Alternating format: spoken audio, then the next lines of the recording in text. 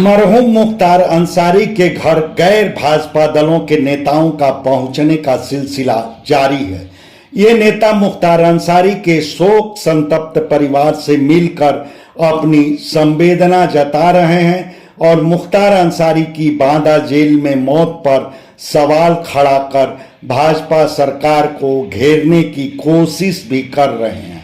मतलब इसे मुद्दा बनाकर राजनीति भी शुरू हो गई है। तब इस लोकसभा चुनाव में यह मुद्दा कितना प्रभाव डालेगा, इस सवाल पर राजनीतिक विश्लेषक अपने अपने हिसाब से आकलन कर रहे हैं।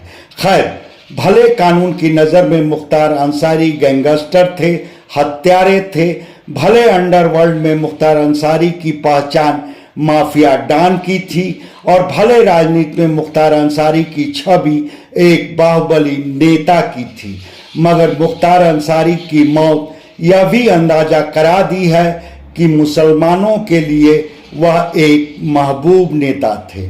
खासकर गाजीपुर, मऊ समेत यूपी के पूर्वांचल भर के मुसलमान तो अपने इस महबूब नेता की बांदा जेल में मौत को असामान्य घटना मान रहे हैं और इसके लिए प्रदेश की जोगी सरकार को ही दोषी ठहरा रहे हैं। बल्कि इस मसले पर यहाँ के मुसलमानों में भाजपा के लिए नफरत और बढ़ी है। तब इस बात को हरगिज खारिज नहीं किया जा सकता कि मुसलमानों की यह नफरत लोकसभा चुनाव में पूरा असर डालेगी। तब इस बात को भी खारिज नहीं किया जा सकता कि इसका लाभ समाजवादी पार्टी को ही मिलेगा। आप इस बात को ऐसे समझें, समाजवादी पार्टी गाजीपुर लोकसभा सीट पर मुख्तार अंसारी के भाई और मौजूदा सांसद अफजाल अंसारी को उम्मीदवार बनाई है।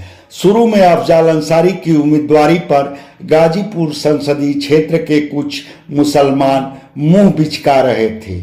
उनमें वह भी थे जो जातीय तौर पर किन्हीं न किन्हीं कारणों से मुख्तार अंसारी से चिढ़े थे और उनके विरुद्ध आपराधिक मामले भी दर्ज करा दिए थे।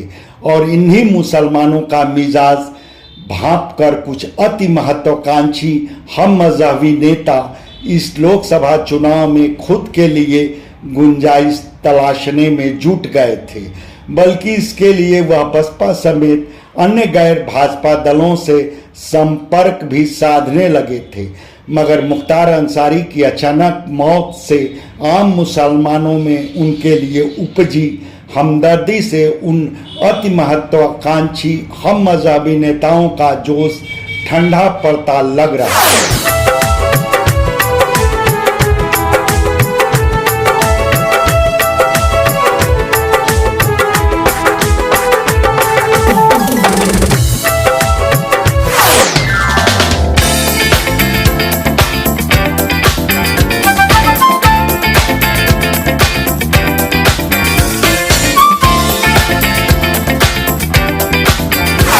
फिर मुख्तार अंसारी की मौत के बाद उन यदुवंशियों के भी सूर बदले हैं जो पहले उन्हें गुंडा मवाली कहते थे।